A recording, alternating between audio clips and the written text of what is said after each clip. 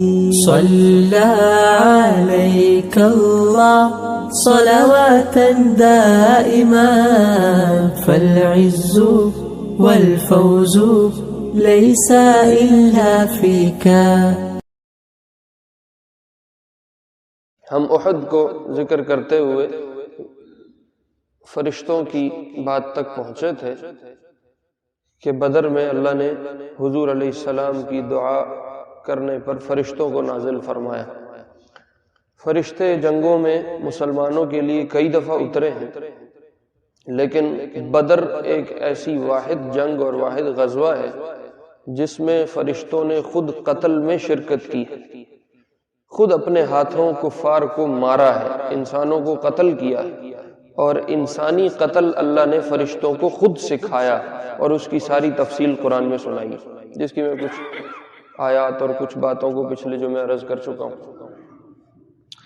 آپ علیہ السلام کو جبریل نے آگے کہا یا رسول اللہ ایک مٹھی خاک ہاتھ میں لیں اور اس کو ان کافروں پر ڈالیں. تو آپ علیہ السلام اپنے چھپر سے باہر تشریف لائے جو عریش بنایا ہوا تھا، اور آپ نے ایک مٹھی ہاتھ میں لی مٹی کی اور یہ پڑھتے جاتے تھے سَيُهْزَمُ الْجَمْعُ وَيُوَلُّونَ الدُّبُرَ. آج یہ سب کے سب شکست بھی کھائیں گے اور پیٹھ پھیر کے بھاگیں گے. اور شاہت الوجوہ فرمائے یہ چہرے تباہ ہو گئے، برباد ہو گئے. اور یہ کہہ کے اس مٹھی کو یوں ہوا میں پھینکا.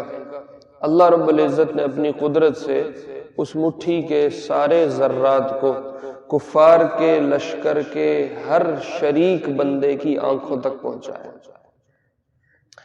یہ مٹھی ایک ظاہراً تو خاک کی تھی، لیکن یہ ایٹم بم سے بھی بڑی چیز تھی. جس کی آنکھ تک پہنچی اور وہ اللہ کا دشمن تھا یا اللہ کے نبی کا دشمن تھا، پھر وہ ٹک نہیں سکا اپنی جگہ. بڑے بڑے جانباز قسم کے نوجوان اور بڑے بڑے سردار سب کے قدم اکھڑ گئے اور گھبرا کے بھاگ نکلے. کچھ اللہ رب العزت نے روب ڈال دیا اتنا زیادہ، فرشتوں کی آمد کی وجہ سے دلوں میں ایک روب پیدا ہو گیا. اس کا اتنا اثر تھا کہ وہ ٹک ہی نہیں سکے. اور بڑے بڑے سردار کچھ قید ہونا شروع، گرفتار ہونے لگ گئے اور بہت سارے سردار مارے گئے.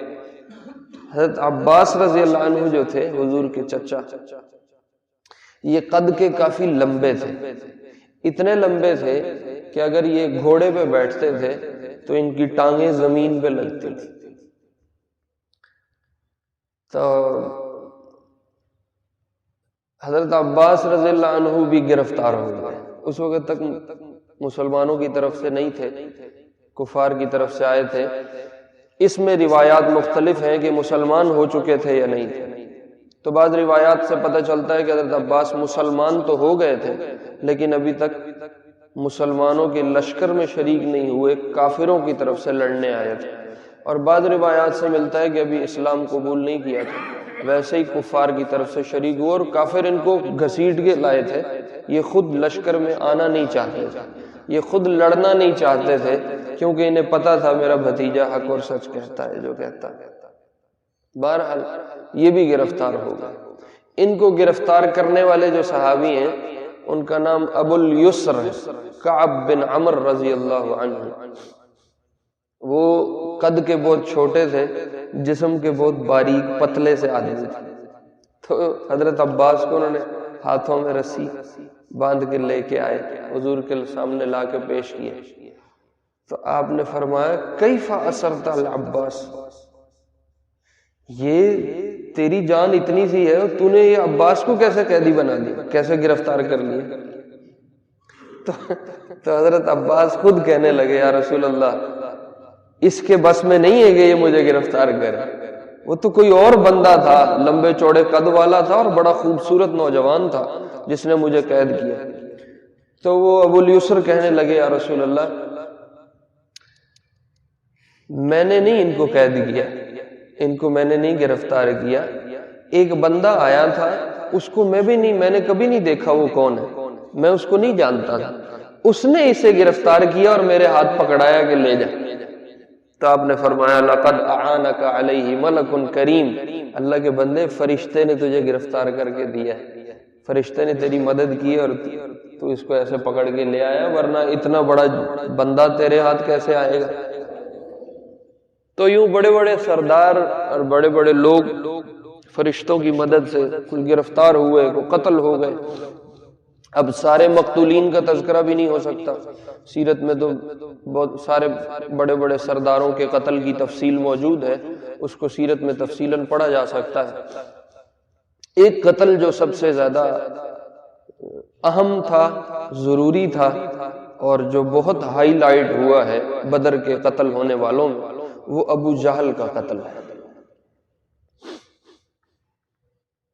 چونکہ یہ یوں کہہ لو پورے لشکر کا لیڈر تھا، کمانڈر تھا، جو پورے لشکر کو کمانڈ کر رہا تھا، تو اس لیے اس کے قتل کو سیرت میں کافی تفصیل سے جگہ ملی ہے۔ عبد الرحمن بن عوف رضی اللہ عنہ کی روایت ہے، اور یہ بخاری میں بھی ہے، مسلم میں بھی موجود ہے۔ فرماتے ہیں میں لشکر میں کھڑا تھا اور میں جنگ تیز ہو چکی ہے، اور وہ آمنے سامنے کے دو دو تین تین مارے جا چکے ہیں، اب اکٹھا اجتماعی حملہ ہوا۔ تو کہہ رہے میں نے غور کیا کہ میرے دائیں بائیں کون کھڑا ہے، تو میں نے دیکھا میرے دائیں طرف بھی ایک چھوٹا سا انصاری بچہ ہے اور بائیں طرف بھی ایک چھوٹا سا انصاری نوجوان ہے۔ فَإِذَا الْتَفَتُّ فَإِذَا أَنَا بِيَمِينِي وَيَسَارِي فَتَيَانِ حَدِيثَا السِّنِّ، تو کہتے میں پریشان ہو گیا کہ یہ تو میرے دائیں بائیں دونوں جانب چھوٹے چھوٹے بچے ہیں، اگر کہیں میرے پہ کوئی حملہ کرنے آ گیا تو یہ تو میرا دفاع نہیں کر سکے۔ تو کہہ رہے میں ابھی پریشان تھا، تو ایک بچے نے میرے پہلو میں یوں ہلکی سی نوک ماری اور کہا یا عم اتعرف ابا جہل، کہا چچا ابو جہل کو جانتے ہو؟ کہا بالکل جانتا ہوں۔ کہا وہ کہاں ہے، مجھے دکھاؤ۔ تو عبد الرحمن بن عوف کہنے لگے تیرا کیا کام ابو جہل سے، سردار آدمی ہے تو، چھوٹی سی جان، چھوٹا سا بچہ، تو نے اس کو کیا لینا؟ تو اس بچے نے کہا لقد اختبرت انہ یسب رسول اللہ، اور کچھ روایات میں ملتا ہے انہوں نے کہا لقد اختبرت انہ یؤذی رسول اللہ، کہا مجھے یہ پتہ چلا ہے کہ وہ اللہ کے رسول کو تنگ کرتا ہے۔ والذی نفسی بیدہ، اس ذات کی قسم جس کے قبضے میں میری جان ہے، لا یفارق سوادی سوادہ حتی یموت الاعجل منا، کہ میرا سایہ اس کے سائے سے تب تک جدا نہیں ہوگا جب تک ہم دونوں میں سے اپنی موت کو ایک بندہ پہنچ جائے۔ اور اس پہ قسم کھا لی، اس ذات کی قسم جس کے قبضے میں میری جان ہے، میں یہ کر کے چھوڑوں۔ تو عبد الرحمن بن عوف کہتے ہیں میں ایک دم چوڑا ہو گیا، بھی یہ چھوٹا نہیں ہے، یہ بہت بڑی بلا ہے۔ تو کہہ رہے ابھی ہم باتیں ہی کر رہے ہیں، سامنے سے ابو جہل صفوں کو سیدھا کرتے ہوئے گزرا۔ تو میں نے کہا وہ جس کا تم پوچھ رہے ہو وہ سامنے۔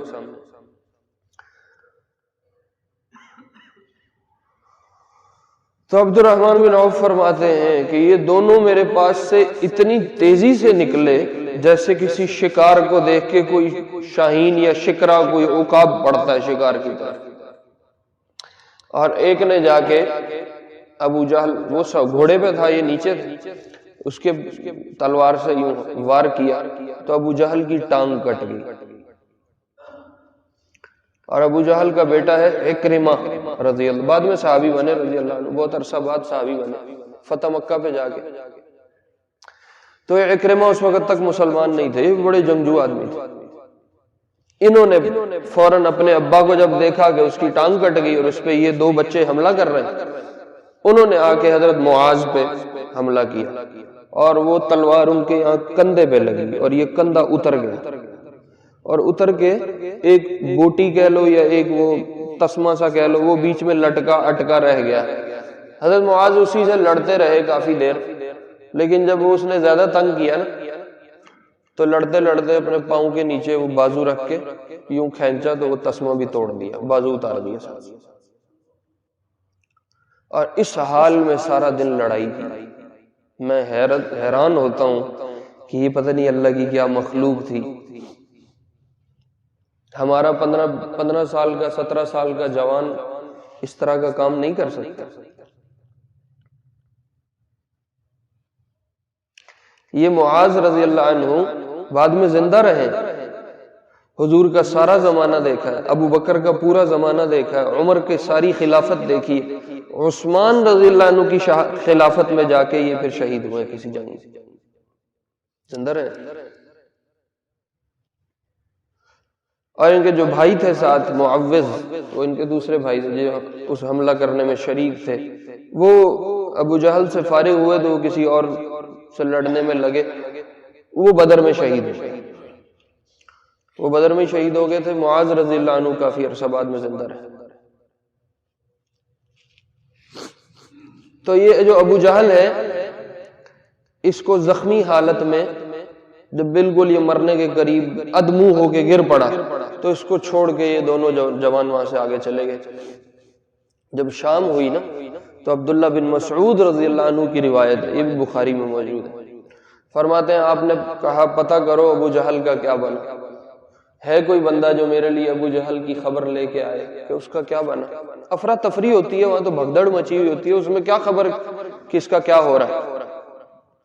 تو فرماتے ہیں میں ڈھونڈنے نکلا ابو جہل کو، تو ڈھونڈتے ڈھونڈتے ڈھونڈتے جو مقتولین کی لاشیں پڑی تھیں ان میں دیکھا کہ ابو جہل ابھی زندہ ہے اور اس میں سانس چل رہی ہے، باقی وہ بالکل بیکار ہو چکا ہے.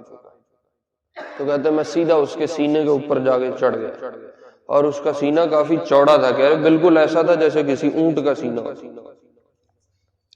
کہہ رہے میں اس پہ چڑھ کے بیٹھ گیا. تو ابو جہل نے مرتے مرتے کہا لقد ارتقیت مرتقا صعبا یا رویع الغنم، بکریوں کو چرانے والے تو بہت بڑے سینے پہ چڑھ کے بیٹھ گیا. تو فرماتے ہیں میں نے اس کو کہا لقد اخزاک اللہ یا عدو اللہ، اللہ کے دشمن اللہ نے تجھے تباہ کر دیا، رسوا کر دیا. تو ابو جہل پوچھنے لگا پھر کیا بنا آج جنگ کا، کون جیتا کون ہارا، اکان الیوم لنا او علینا.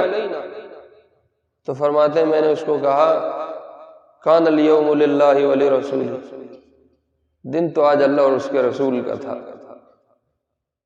تمہیں کہاں سے غلبہ ملتا. تو کہنے لگا اب تیرا کیا ارادہ ہے. تو عبداللہ بن مسعود فرماتے ہیں میں نے کہا میں تیری اب گردن اتاروں گا، اسی ارادے سے آیا ہوں.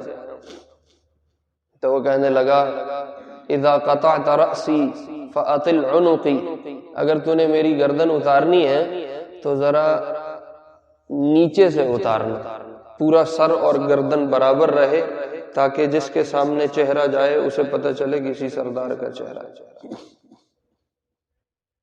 اور رسول اللہ کو یہ پیغام دے دینا، مرتے مرتے کہہ رہا ہے رسول اللہ کو یہ پیغام دے دینا صلی اللہ علیہ وسلم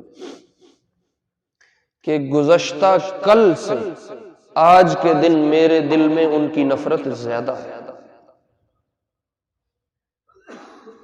تو عبداللہ بن مسعود فرماتے ہیں میں نے گردن اتار دی اور اتار کے سر لے کے میں آپ کی خدمت میں حاضر ہوں، اور میں نے عرض کیا یا رسول اللہ ھذا رأس عدو اللہ ابی جہل، یا رسول اللہ یہ اللہ کے دشمن ابو جہل کی گردن، یہ اس کا سر لے کے آئے. تو آپ اتنا خوش ہوئے کہ آپ نے 3 دفعہ قسم فرمائی، 3 دفعہ قسم اٹھائی. اللہ الذی لا الہ غیرہ، ابن مسعود اللہ کی قسم یہ ابو جہل کی گردن سر ہے، یہ ابو جہل کا سر لائے ہو. کہا رسول اللہ بالکل یہ ابو جہل کا سر ہے. آپ نے پھر فرمایا اللہ الذی لا، آپ جب قسم اٹھاتے تھے تو آپ ان کلمات سے اٹھاتے تھے اللہ الذی لا الہ غیرہ.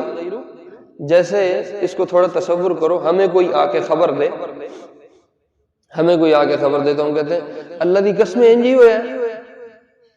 اس کو آپ فرما رہے تھے اللہ الذی لا الہ غیرہ، واقعتاً اللہ کی قسم یہ ابو جہل کا سر ہے.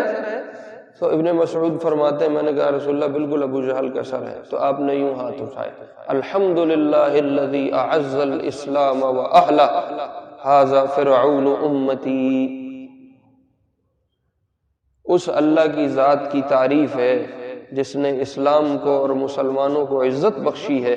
یہ میری امت کا فرعون تھا، فرعون نے تو مرتے مرتے موسیٰ کا کلمہ پڑھ لیا تھا، اس الو کے پٹھے نے مرتے ہوئے بھی کلمہ نہیں پڑھا، آخر تک نفرت کا اظہار کرتا دنیا سے۔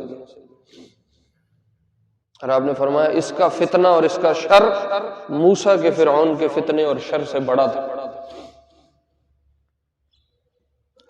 یوں یہ ایک گھمسان کی پھر لڑائی ہوئی ہے۔ بیچ میں آپ علیہ السلام کبھی عریش سے باہر تشریف لاتے تھے، کبھی عریش میں واپس چلے جاتے تھے۔ ایک وقت جب حملہ بہت تیز ہوا تو آپ باہر تشریف لائے اور آپ نے یہ اعلان فرمایا، اونچی آواز میں یہ خطاب فرمایا، والذی نفس محمد بیدہ لا یقاتلہم رجل فیقتل محتسبا صابرا مقبلا غیر مدبر الا ادخلہ اللہ الجنہ۔ اس ذات کی قسم جس کے قبضے میں محمد صلی اللہ علیہ وسلم کی جان ہے، اپنی جان کے بارے میں ارشاد فرمایا، جس کے قبضے میں میری جان ہے، آج جو بندہ بھی ان کے مقابلے پہ کھڑا ہو کے لڑے گا اور صبر کے ساتھ ثابت قدمی سے قائم رہے گا، جمع رہے گا، اور پھر اللہ کے راستے میں مارا جائے گا، اللہ اس کو سیدھا جنت میں داخل فرمائے۔ جب آپ نے یہ ارشاد فرمایا تو ایک صحابی ہیں، ان کا نام ہے عمیر بن حمام الجمحی، انصاری تھے رضی اللہ عنہ، مدینہ والوں میں سے۔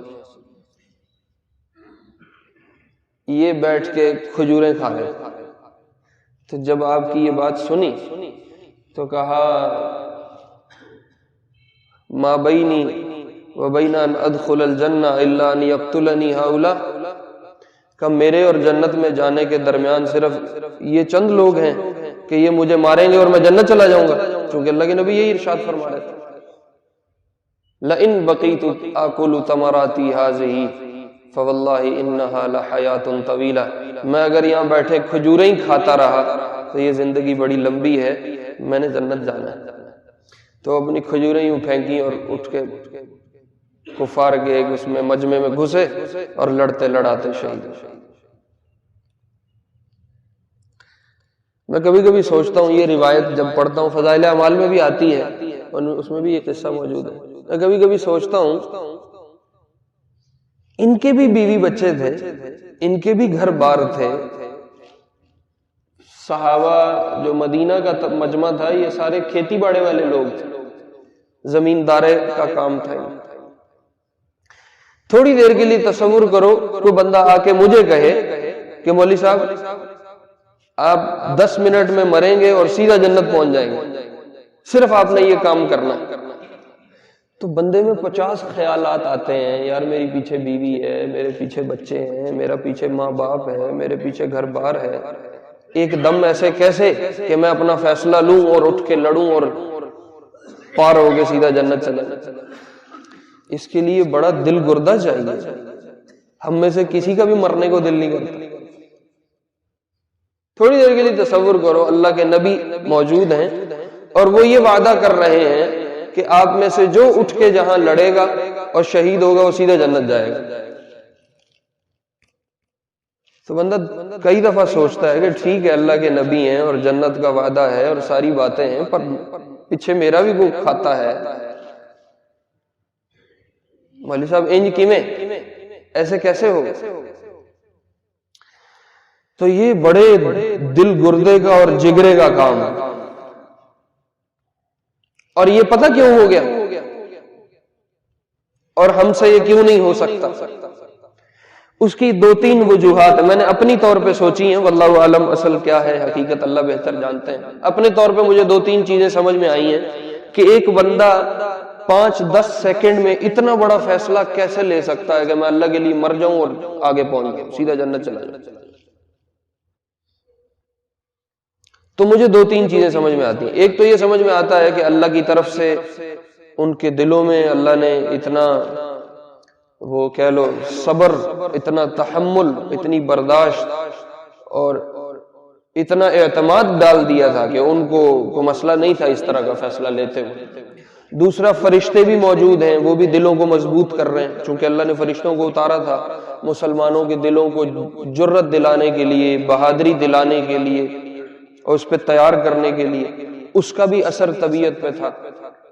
لیکن دیکھو یہ ساری چیزیں ہیں، آدمی اپنی زندگی کا فیصلہ نہیں کرتا، یہ بہت بڑا فیصلہ ہے کہ میں مارا جاؤں اور میں جنت میں چلا جاؤں، یہ بہت بڑی بات ہے، یہ فیصلہ کرنا اتنا آسان نہیں۔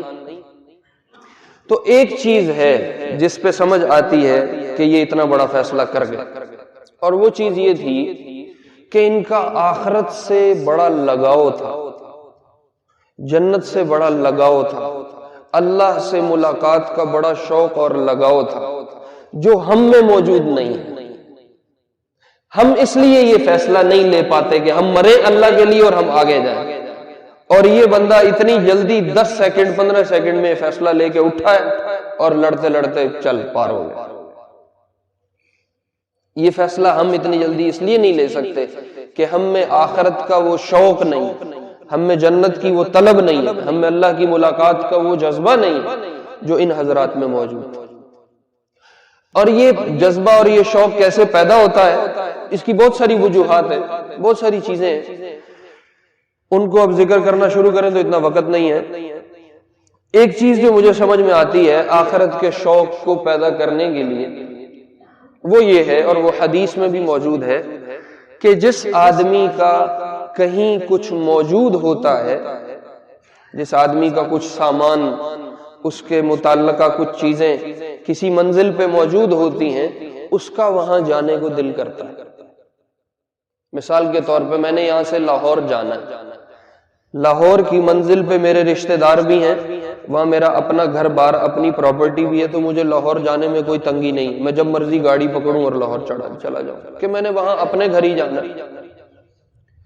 اور اگر لاہور میرے لیے اجنبی شہر ہے، جہاں میرا کوئی بھی نہیں ہے، جہاں میرا کوئی سامان نہیں ہے، جہاں میرا کوئی گھر نہیں ہے، جہاں میرا کوئی رشتہ دار نہیں ہے، جہاں میرا کوئی لین دین نہیں ہے، وہاں اگر جاؤں گا تو میں جاتے ہوئے 50 دفعہ سوچوں گا میں نے کہاں جانا ہے، میں نے کدھر جانا ہے، میں نے کس کے پاس رہنا ہے، وہاں کون ہوگا، وہاں مجھے کون ملے گا، وہاں مجھے کون سنبھالے گا۔ تو 100 چیزیں میں سوچوں گا، نقشے بناؤں گا، توڑوں گا، پھر بنیں گے، پھر ٹوٹیں گے، کہ میں نے اس منزل پہ جانا ہے جہاں میرا کوئی نہیں۔ جب انسان اعمال والا ہوتا ہے، جب انسان اللہ کے تعلق والا ہوتا ہے، جب انسان آخرت والا ہوتا ہے، تو اس کو آخرت میں جانے سے کوئی پریشانی نہیں، وہ ایسے ہی جیسے اپنے ہی اٹھ کے کسی گھر میں جا رہا ہے۔ اور اگر خدا نہ خواستہ اس کا اعمال والا کوئی صورت نہیں ہے، اللہ کے تعلق والی کوئی صورت نہیں ہے، اس کے لیے مرنا بڑی خطرناک چیز ہے۔ وہ یہ فیصلہ نہیں کر سکتا کہ میں اٹھوں اور میں لڑوں اور میں مروں اور میں سیدھا اللہ کے پاس چلا جاؤں۔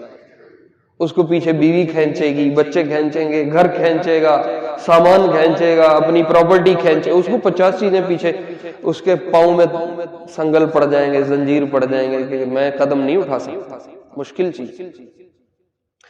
تو اب یہ مقصود نہیں ہے کہ آدمی یہاں شادی نہ کرے، یہاں بچے نہ ہوں، یہاں گھر بار نہ ہوں، یہاں دنیا کا سامان نہ بنایا جائے، نہیں، سب کچھ کرنا۔ اللہ کے نبی نے شادیاں کی ہیں، اولاد صحابہ کی تھی، پراپرٹی صحابہ نے بنائی ہے، گھر صحابہ نے بنائے ہیں۔ یہ مقصود نہیں کہ یہ سب کچھ چھوڑ دیا جائے، اسباب کی دنیا ہے، اسباب میں رہنا چاہیے، لیکن کچھ نہ کچھ اعمال آخرت کے لیے کیے جائیں کہ ہمارا بھی وہاں جانے کو دل کرے، کچھ نہ کچھ ایسا حصہ زندگی میں موجود ہو کہ جو صرف میرا اور میرے اللہ کا ہے۔ میں آج مر جاؤں، اللہ کے پاس چلا جاؤں، تو میرا کچھ حصہ آگے ہے جو میں اللہ سے اپنا کروا کے معاملہ سیدھا کر سکوں۔ ایک صحابی نے کہا یا رسول اللہ، مرنے کو دل نہیں چاہتا۔ ایک صحابی نے کہا رسول اللہ، مرنے کو دل نہیں چاہتا۔ تو آپ علیہ السلام نے فرمایا اپنے مال کو صدقہ کیا کر اور اسے کچھ اپنے لیے آگے بھیج دے تو تیرا مرنے کو دل کرنے لگ جائے گا۔ جب آدمی کا کچھ سامان آگے پڑا ہے تو اس کا وہاں جانے کو دل کرے گا، اور اگر آگے ساری اجنبیت ہے، پردیس ہے، وہ کبھی بھی یہ فیصلہ نہیں کرے گا کہ میں نے مرنا ہے اور میں نے آگے جانا۔ تو عمیر بن حمام رضی اللہ عنہ نے کھجوریں پھینکی، کہا یہ بڑی لمبی زندگی ہے، کون ان کھجوروں کو کھائے گا اور بیٹھا زندہ رہے گا، اٹھو نکلو، چھوڑو کھجوروں کو۔ تو اپنی کھجوریں پھینکی اور نکلے اور لڑائی کی اور اللہ کے راستے میں جان دے دی۔ ہاں میرے پیارو، اللہ اپنی رضا والی زندگی ہم سب کو نصیب فرمائے، اپنی آخرت کا کچھ حصہ زندگی میں لینا۔ یہی چند صبح چند شامیں ہیں، پتہ نہیں اگلی سردیاں آئے نہ آئے، اگلا رمضان آئے نہ آئے، اگلی دنیا کس نے دیکھی، اگلا زمانے کی گارنٹی کس کے پاس ہے؟ تو اپنی صبح اپنی شام میں کچھ ایسا حصہ رکھنا ہے کہ ہماری اگر آج اللہ سے ملاقات ہو تو ہم اپنا کچھ حصہ اللہ کو پیش کر سکیں کہ یا اللہ یہ ہم تیرے لیے لائے ہیں۔ اللہ رب العزت ہم سب کو اپنی رضا والی زندگی نصیب۔ صلى عليك الله صلواتا دائما، فالعز والفوز ليس إلا فيك.